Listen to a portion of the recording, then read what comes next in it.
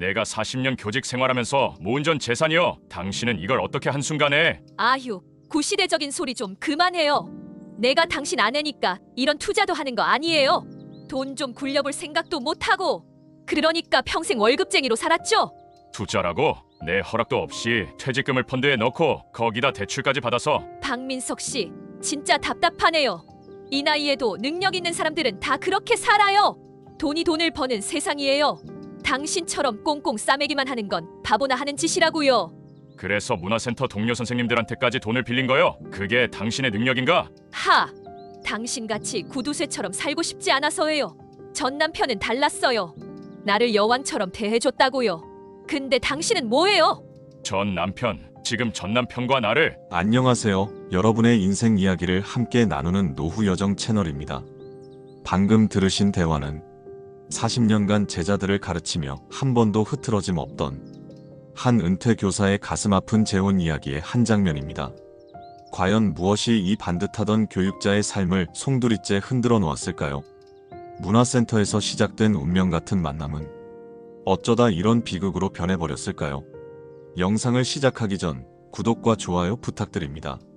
알림 설정까지 해두시면 매주 올라오는 새로운 이야기를 가장 먼저 만나보실 수 있습니다. 이제 박민석 선생님의 이야기를 시작하겠습니다. 노년의 사랑, 재혼, 그리고 우리 모두가 한 번쯤 마주할 수 있는 인생의 갈림길에 관한 이야기입니다. 처음엔 믿었습니다. 그녀의 모든 것을.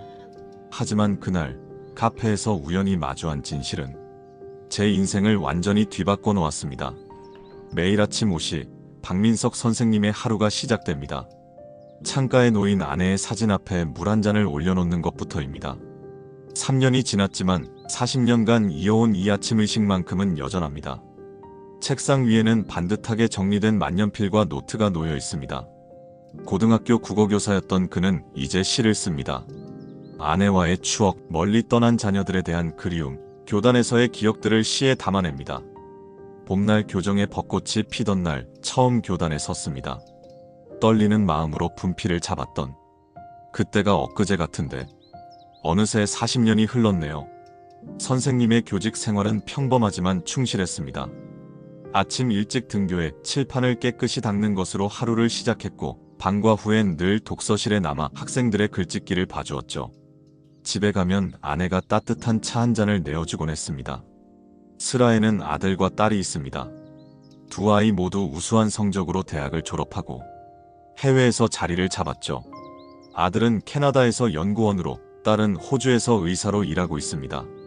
자녀들의 성공이 자랑스럽지만 1년에 한 번 보기도 힘든 게 현실입니다. 3년 전 아내는 갑작스러운 뇌출혈로 세상을 떠났습니다. 한 달 전만 해도 함께 등산하며 건강검진을 약속했던 터라 더욱 믿기지 않았습니다. 아내가 떠난 후 집안의 모든 것이 소리를 잃었습니다. 텔레비전도 라디오도 틀지 않았습니다. 매일 저녁 아내와 나누던 대화가 사라진 자리가 너무나 컸기 때문입니다. 선생님은 산에서 위로를 찾았습니다.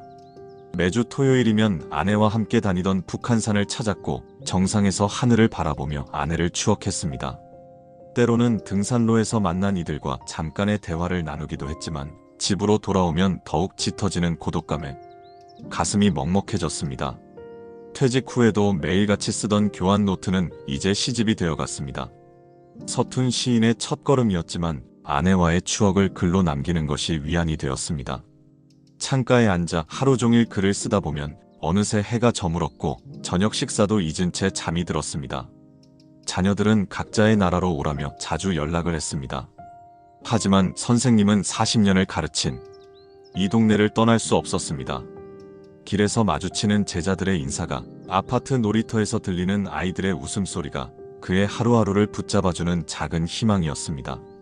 그러던 어느 날 단지 내 문화센터 게시판에서 시 낭송 강사 모집 공고를 발견했습니다. 평생을 문학을 가르쳐온 선생님에게는 너무나 익숙한 분야였습니다. 망설임 끝에 용기를 내어 지원했습니다. 그리고 이 선택은 그의 인생에 예상치 못한 큰 변화를 가져왔습니다. 4월의 어느 날 복지관 문화센터 복도가 환하게 밝아왔습니다. 시 낭송 수업을 준비하던 박민석 선생님의 눈길을 사로잡은 건 벽에 걸린 반고흐의 해바라기 그림이었습니다. 그동안 보지 못했던 작품이었습니다. 아, 제가 오늘 새로 걸어둔 작품입니다. 선생님께서도 반고흐를 좋아하시나요? 고개를 돌려보니 단정한 회색 정장 차림의 여성분이 따뜻한 미소를 짓고 계셨습니다. 바로 옆 미술감상교실의 새로운 강사 윤미자 선생님이었습니다. 30년간 유명 미술관의 큐레이터로 일하다 은퇴하신 분이라고 했습니다. 그날 이후 복지관의 분위기가 달라졌습니다. 매주 새로운 명화가 복도에 걸렸고 그림마다 짧은 해설이 붙었습니다. 시 수업이 끝난 후 박민석 선생님은 그림 앞에 서서 해설을 읽곤 했습니다. 그러다 자연스레 윤미자 선생님과 이야기를 나누게 되었습니다. 두 사람의 대화는 늘 예술을 중심으로 피어났습니다. 시와 그림, 음악과 무용까지 이야기는 끝없이 이어졌습니다. 윤미자 선생님은 파리 유학 시절의 이야기를 들려주었고 박민석 선생님은 학창시절 써둔 시들을 꺼내 보여드렸습니다. 점심시간이면 복지관 근처 작은 갤러리 카페에서 만났습니다. 윤미자 선생님은 직접 고른 원두로 커피를 내렸고 박민석 선생님은 아침에 쓴 시를 낭송했습니다.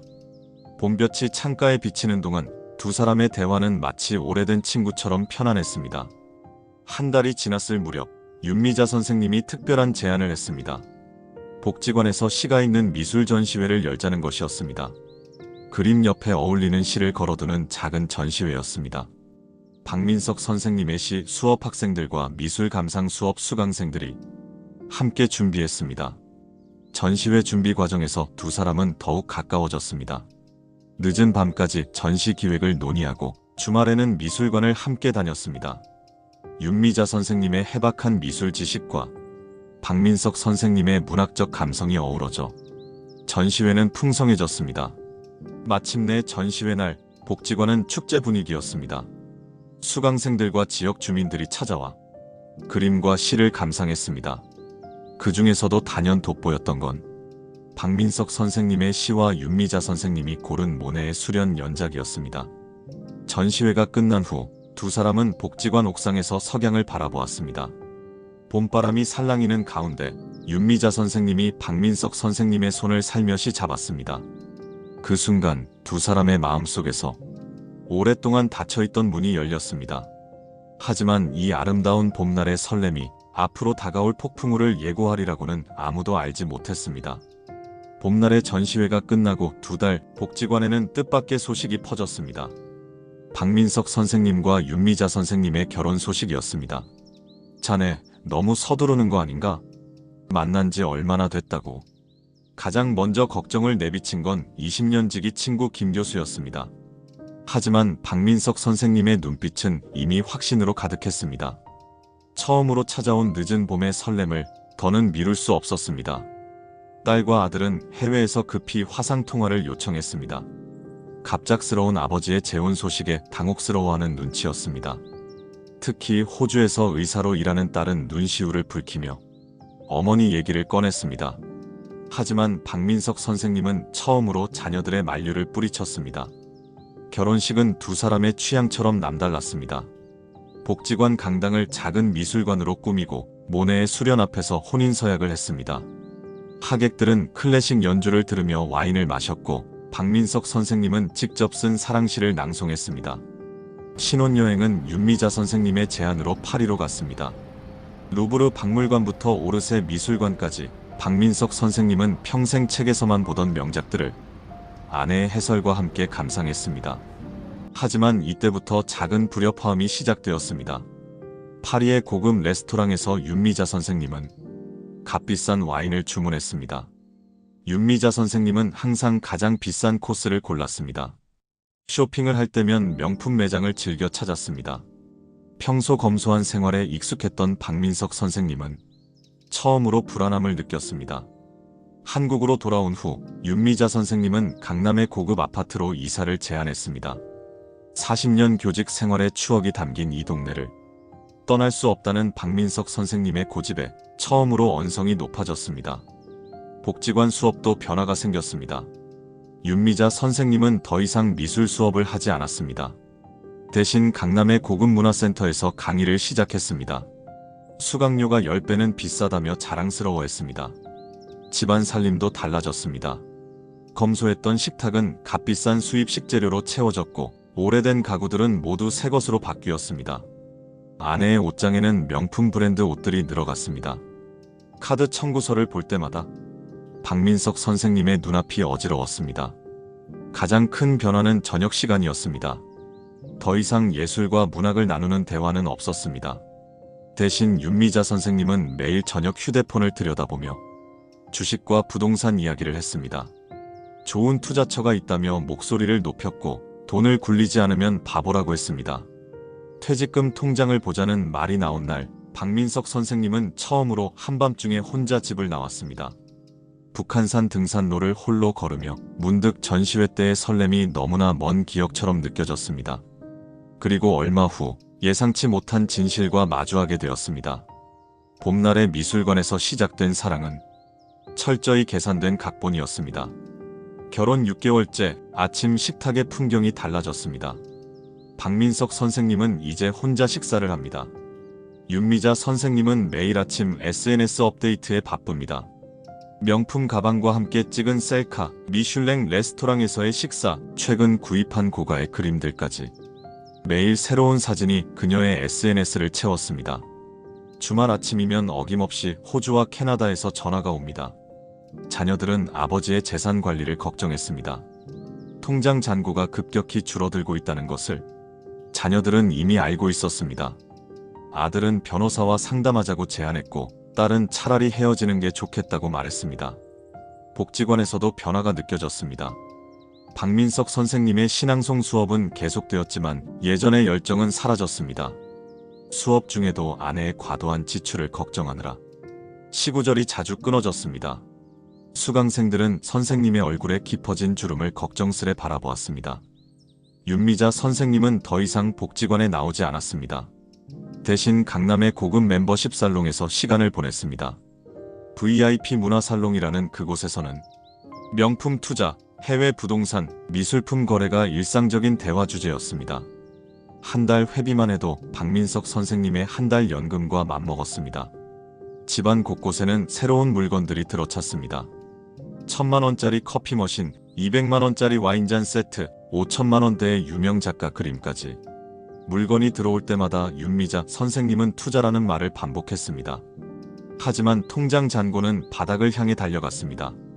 매주 목요일이면 VIP 살롱 멤버들이 집으로 찾아왔습니다. 고급 양주가 빈 병이 되어 쓰레기통을 채웠고 명품 구두 발자국이 마루를 어지럽혔습니다. 박민석 선생님은 그날마다 늦은 밤까지 북한산을 헤맸습니다. 집에 돌아가기가 두려웠기 때문입니다. 윤미자 선생님의 친구들은 모두 화려했습니다. 재벌가 며느리, 유명 병원장 부인, 예술계 인사들. 하지만 이상한 점이 있었습니다.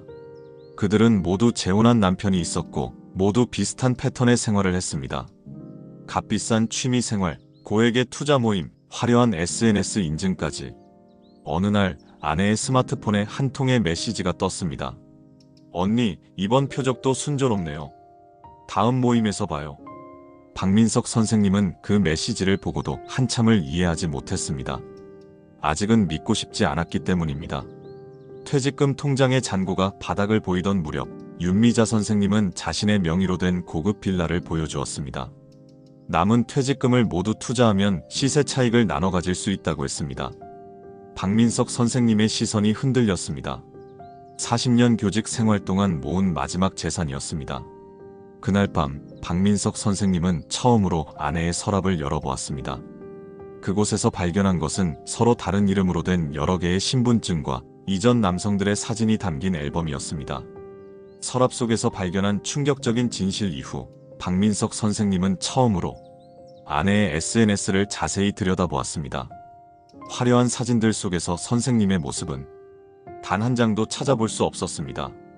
대신 VIP 살롱 멤버들과 함께 찍은 사진이 끝없이 이어졌습니다. 그 중에는 선생님이 한 번도 보지 못한 남성들의 모습도 있었습니다. 복지관 동료 이영실 선생님이 조심스레 건넨 이야기는 더욱 충격적이었습니다. 윤미자 선생님이 복지관에서 처음 미술 수업을 시작했을 때부터 수상한 점이 있었다는 것입니다. 이전에도 다른 복지관에서 비슷한 방식으로 수업을 하다가 갑자기 사라졌다는 소문이 있었습니다. 선생님의 집 우편함에는 매일같이 연체 고지서가 쌓여갔습니다. 모두 윤미자 선생님 명의의 카드 대금이었습니다. 한 달 카드값이 선생님의 퇴직금 이자보다 더 많았습니다. 선생님도 모르는 새로운 카드들이 계속해서 발견되었습니다. 주말 오후 강남의 한 호텔 라운지 그곳에서 우연히 윤미자 선생님을 마주쳤습니다. 하지만 그녀는 선생님을 알아보지 못했습니다. VIP 멤버들과 함께 앉아있는 그녀의 옆자리에는 낯선 노신사가 있었습니다. 그들은 서로를 여보라고 부르며 다정하게 이야기를 나누었습니다. 집으로 돌아오는 길 북한산 등산로에서 만난 오래된 등산 동호회 친구들이 선생님을 걱정했습니다. 얼마 전 다른 복지관에서도 비슷한 일이 있었다고 합니다. 중년의 여성이 재혼한 남성의 재산을 노리고 접근했다가 사라졌다는 이야기였습니다. 아내의 방에서 발견한 메모장에는 꼼꼼한 기록이 있었습니다. 박민석 75세, 퇴직금 4억, 연금 월 380만원, 자녀 2명 해외 거주, 성격 온순. 그 밑에는 다른 남성들의 이름과 재산 내역이 함께 적혀 있었습니다. 밤이면 복도 끝 서재에서 들려오는 전화 소리. 이번에는 좀 까다로워요. 퇴직금은 건드렸는데 연금 통장은 아직. 선생님의 작은 속삭임이 한밤중 집안을 떠돌았습니다. 자녀들은 이제 매일 전화를 걸어왔습니다. 딸은 울면서 어머니의 3주기가 다가온다고 했고 아들은 한국의 변호사를 선임해 두었다고 전했습니다. 하지만 선생님은 전화를 받지 않았습니다. 너무 늦어버린 것 같았기 때문입니다. 책상 위 아내와 찍은 마지막 사진 옆에는 윤미자 선생님과의 웨딩 사진이 놓여 있습니다. 똑같은 미소를 짓고 있는 두 여인의 모습. 하지만 이제는 그 미소의 진실이 너무나 다르게 느껴졌습니다. 선생님은 오랫동안 그 사진들을 바라보았습니다. 박민석 선생님은 3년 전 세상을 떠난 아내의 마지막 유품도 다시 꺼내보았습니다. 오래된 앨범 속에서 한 장의 쪽지가 떨어졌습니다. 당신의 행복이 곧 나의 행복이에요. 아내의 마지막 편지였습니다. 경찰서에서 나오는 발걸음이 무거웠습니다. 하지만 마음만은 홀가분했습니다. 윤미자와 그녀의 일당들이 저지른 결혼 사기 사건의 전모가 밝혀졌다는 연락을 받은 후였습니다. 비슷한 수법으로 여러 노인들의 재산을 노렸다는 사실도 알게 되었습니다. 복지관으로 돌아가는 길, 벚꽃이 흩날렸습니다. 마치 40년 전 처음 교단에 섰던 그 봄날처럼 말입니다. 시 낭송 교실 문을 열자 수강생들이 반갑게 맞아주었습니다. 그들의 따뜻한 미소 속에서 선생님은 작은 위로를 받았습니다. 이제 저는 압니다. 진정한 행복은 화려한 겉모습이 아닌 일상의 작은 진실 속에 있다는 것을요. 선생님은 다시 시 수업을 시작했습니다. 이번에는 자신의 이야기를 시에 담았습니다. 상처와 후회, 그리고 새로운 시작에 대한 이야기였습니다. 수강생들은 그의 시에서 자신들의 모습을 발견했다고 말했습니다. 자녀들과도 오랜만에 마음을 터놓고 이야기를 나누었습니다. 딸은 다음 달에 한국에 들어와 한 달간 머물기로 했고 아들은 여름 휴가에 가족들과 함께 오겠다고 했습니다. 오랜만에 가족의 웃음소리로 가득 찰 집을 생각하니 마음이 따뜻해졌습니다. 북한산 정상에서 바라본 도시의 풍경이 달라 보였습니다. 이제는 화려한 불빛보다 작은 골목길의 따스한 불빛이 더 아름답게 느껴졌습니다. 등산 동호회 친구들과 나누는 소박한 도시락의 맛도 특별했습니다. 괴테의 말씀이 떠올랐습니다. 우리는 젊어서 배우고 나이 들어 이해하게 된다. 선생님은 이제야 그 말씀의 의미를 진정으로 깨달았습니다.